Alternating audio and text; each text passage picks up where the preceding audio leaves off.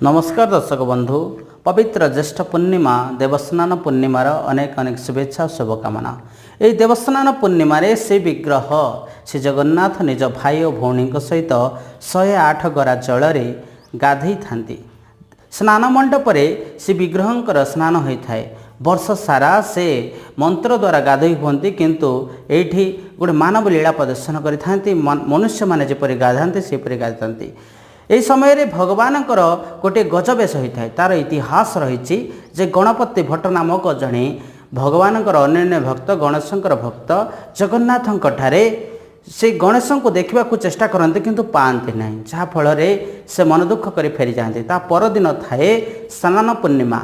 से समय जगन्नाथ गजपति महाराज को आदेश दिखती जड़े भक्त आसी मत दर्शन करने को। यह समय जगन्नाथ निजे गजपति वेश धारण करी दर्शन दिखती। गणपति भट्ट जगन्नाथ